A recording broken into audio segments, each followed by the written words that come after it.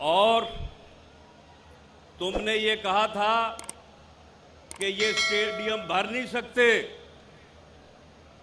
अगर ये स्टेडियम भर दें तो मैं इस्तीफा दे दूंगा।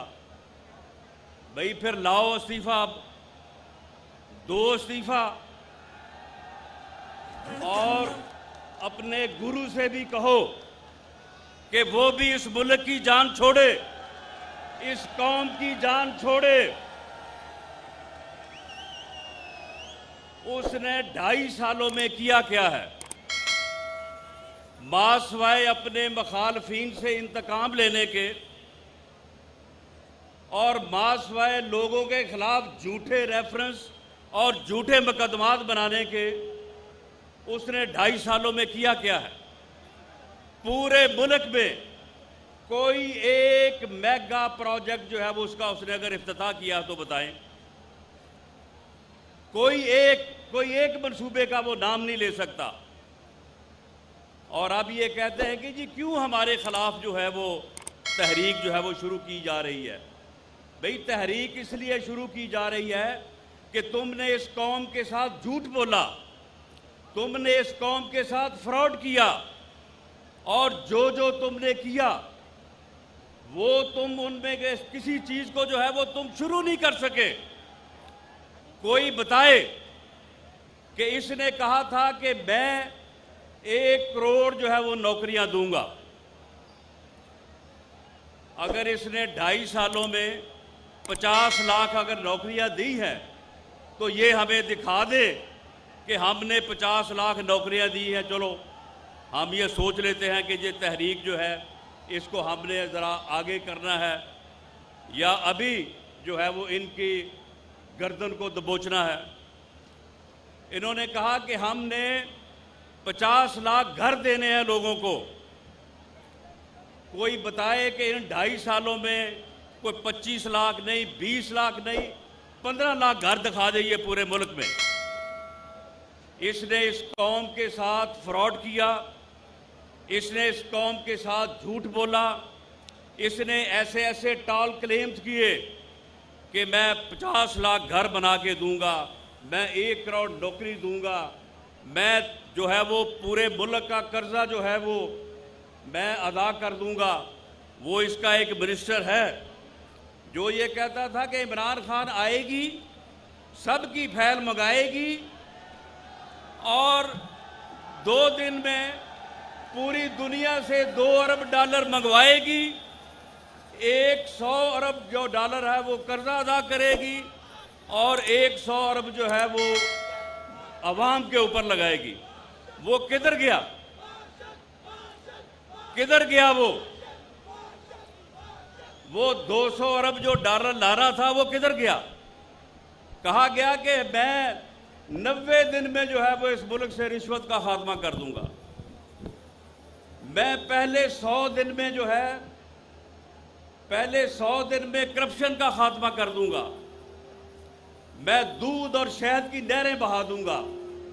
इसने इस कौम और मुल्क के साथ फ्रॉड करके और इसके जो सिलेक्टर्स थे उन्होंने इसके साथ साजिश करके वोट के तकद्दुस को पामाल किया, वोट की तौहीन की और इस कठपुतली को जो है वो इस मुल्क के ऊपर मुसल्लत किया।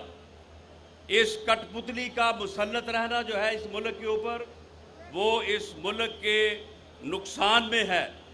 मुल्क तरक्की नहीं कर सकता, मुल्क आगे नहीं बढ़ सकता, और ये कौम ये बर्दाश्त नहीं कर सकती कि 2.5 साल तक इन्होंने जिस तरह से इकॉनमी का बेड़ा गर्क किया है, 2.5 साल से जिस तरह से लोगों के कारोबार का बेड़ा गर्क किया है, 2.5 साल से जिस तरह से इस मुल्क को और गरीब आदमी को, आम आदमी को मुश्किलात का शिकार किया है, इस अमल को जो है वो आगे जारी रहने दिया जाए।